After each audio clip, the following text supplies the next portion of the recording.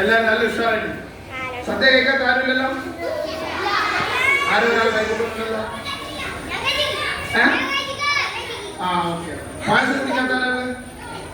ഒരു മാവേലിയെ കണ്ടല്ലോ നടക്ക് എവിടെയോ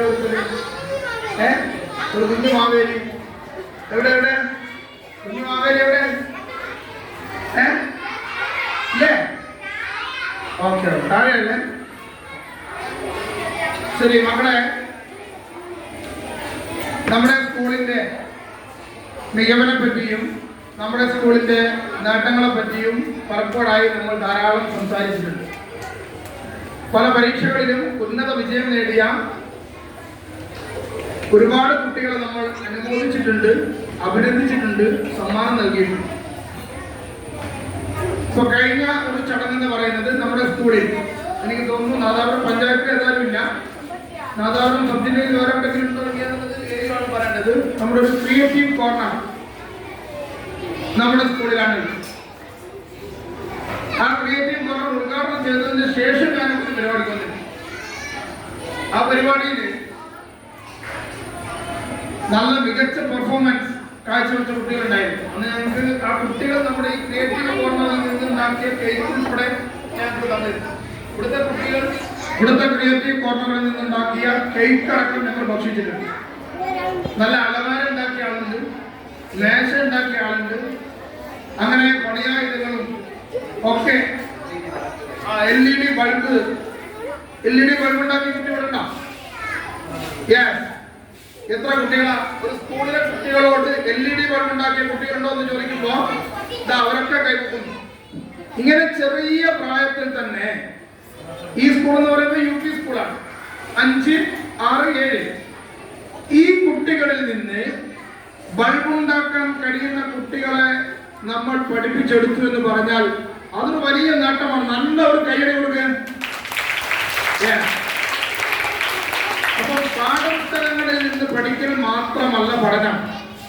അവർക്കറിയാവുന്ന, അവർ പഠിച്ച ക്ലാസ് റൂമുകളിൽ നിന്ന് കിട്ടിയ വിവരം വെച്ച്, വിദ്യ വെച്ച് അവർ പ്രാക്ടീസ് ചെയ്യുകയാണ്.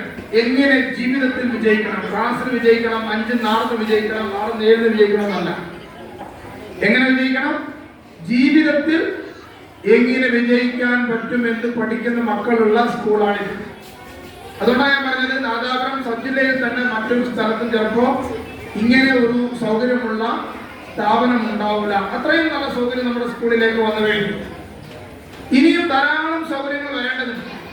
അപ്പൊ നിങ്ങൾക്കൊക്കെ പലപ്പോഴായി അധ്യാപകർ ക്ലാസ്സിൽ പല കാര്യങ്ങളും ഡെമോൺസ്ട്രേഷൻ നടത്തുമ്പോൾ നിങ്ങൾക്ക് കാണിച്ചു തരുമ്പോ ജസ്റ്റ് ഇങ്ങനെ പറഞ്ഞു പോകും. നിങ്ങളുടെ ക്ലാസ്സിൽ സ്ക്രീൻ ഇല്ല കാണിച്ചു തരാൻ, നിങ്ങളുടെ ക്ലാസ്സിൽ പ്രൊജക്ടർ ഇല്ല കാണിച്ചു തരാൻ, അല്ലെങ്കിൽ മാഷ കയ്യിലുള്ള ഒരു ചെറിയ മൊബൈൽ കാണിക്കുമ്പോൾ എല്ലാ ചിത്രങ്ങളും എല്ലാ വീഡിയോസും കംപ്ലീറ്റ് നിങ്ങൾക്ക് കാണാൻ കഴിയുന്നില്ല. അതൊക്കെ നിങ്ങൾക്ക് ഇനി നമ്മുടെ ബിഗ് സ്ക്രീനിൽ കാണാൻ പോവാണ്.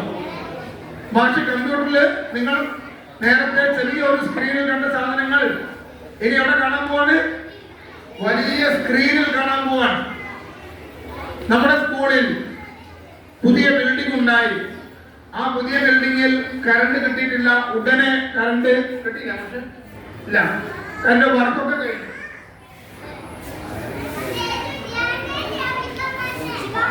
അപ്പോ ഏതാനും ആഴ്ചകൾ കൊണ്ട് നമുക്ക് പുതിയ ബിൽഡിംഗിൽ കറണ്ട് കണക്ഷൻ കിട്ടും.